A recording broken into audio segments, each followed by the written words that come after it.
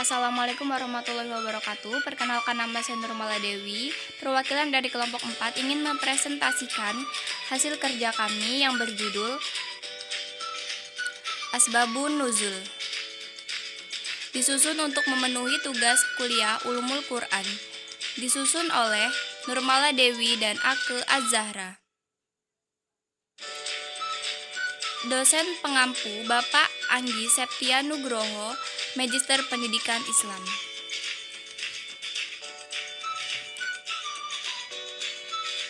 Baiklah, langsung saja kita masuk ke bab pembahasan tentang Asbabun Nuzul. Pedoman mengetahui tentang Asbabun Nuzul. Pedoman dasar para ulama dalam mengetahui Asbabun Nuzul ialah riwayat sahih yang berasal dari Rasulullah SAW atau dari sahabat. Itu disebabkan pemberitahuan seorang sahabat mengenai hal seperti ini. Bila jelas, maka hal itu bukan sekedar pendapat, tetapi ia mempunyai hukum marfu disandarkan pada Rasulullah. Al-Wahidi mengatakan, tidak halal berpendapat mengenai asbabun nuzul kitab kecuali dengan berdasarkan pada riwayat atau mendengar secara langsung dari orang-orang yang menyaksikan turunnya, mengetahui sebab-sebabnya dan membahas tentang pengertiannya serta bersungguh-sungguh dalam mencarinya. Inilah jalan yang ditempuh oleh ulama salaf.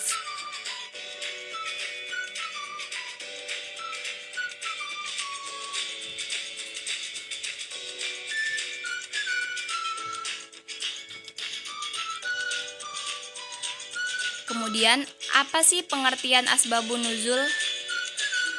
Asbabun nuzul merupakan bentuk idafah dari kata asbab dan nuzul. Secara etimologi, asbabun nuzul adalah sebab-sebab yang melatar belakangi terjadinya sesuatu. Meskipun segala fenomena yang melatar belakangi terjadinya sesuatu bisa disebut asbabun nuzul, namun dalam pemakaiannya, ungkapan asbabun nuzul khusus dipergunakan untuk menyatakan sebab-sebab yang melatar belakangi turunnya Al-Quran, seperti halnya asbab al-wurud, yang secara khusus digunakan bagi sebab-sebab terjadinya hadis. Sedangkan secara terminologi atau istilah, asbabun nuzul dapat diartikan sebagai sebab-sebab yang mengiring diturunkannya ayat-ayat Al-Quran kepada Nabi Muhammad SAW karena ada suatu peristiwa yang membutuhkan penjelasan atau pertanyaan yang membutuhkan jawaban. Kemudian, perlunya kita mempelajari dan mengetahui tentang asbabun nuzul.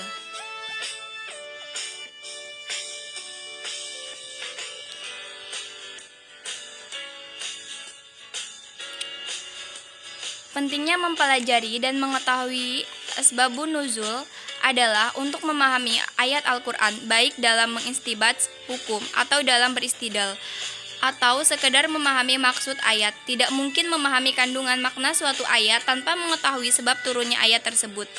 Al-Wahidi menjelaskan, tidaklah mungkin mengetahui tafsir ayat tanpa mengetahui dan penjelasan sebab turunnya. Ibnu Daqiqil Id berpendapat, ketenagan sebab nuzul adalah cara yang kuat tepat untuk mengetahui makna Al-Quran. Ibnu Taimiyah mengatakan, mengetahui sebab nuzul akan membantu dalam memahami ayat, karena mengetahui sebab menimbulkan pengetahuan mengenai musabab atau akibat.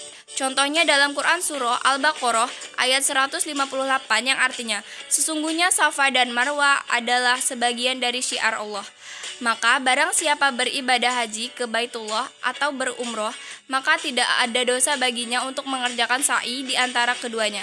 Dan barang siapa mengerjakan suatu kebajikan dengan kerelaan hati, maka sesungguhnya Allah Maha mensyukuri kebaikan dan Maha mengetahui.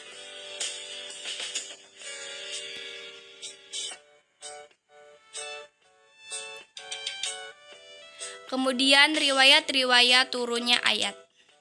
Asbabun nuzul adalah peristiwa yang terjadi pada zaman Rasulullah. Oleh karena itu, tidak ada jalan lain untuk mengetahuinya selain berdasarkan periwayatan, pentransmisian yang benar dari orang-orang yang melihat dan mendengar langsung turunnya ayat Al-Quran, serta tidak mungkin dapat diketahui dengan jalur ra'i atau pikiran manusia. Dalam hal ini, Al-Wahidi berkata, tidak boleh memperkatakan tentang sebab turun Al-Quran, melainkan dengan dasar riwayat dan mendengar dari orang-orang yang menyaksikan ayat itu diturunkan dengan mengetahui sebab-sebab serta membahas pengertiannya.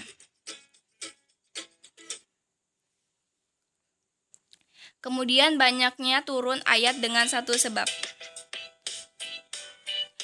Terkadang banyak ayat yang turun sedang sebabnya hanya satu. Dalam hal ini tidak ada permasalahan yang cukup penting karena itu banyak ayat yang turun di dalam berbagai surah berkenaan dengan satu peristiwa. Faedah mengetahui asbabun nuzul.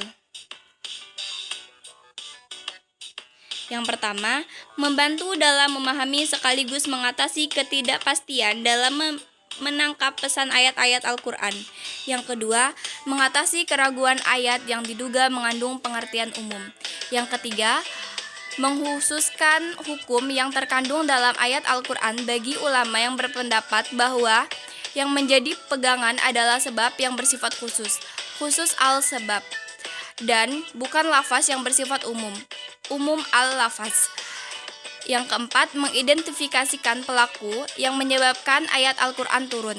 Dan yang kelima, memudahkan untuk menghafal dan memahami ayat, serta untuk memantapkan wahyu ke dalam hati orang yang mendengarnya. Sekian presentasi yang dapat kami sampaikan, kurang lebihnya kami minta maaf, dan kepada Allah kami mohon ampun. Akhirul kalam, wassalamualaikum warahmatullahi wabarakatuh.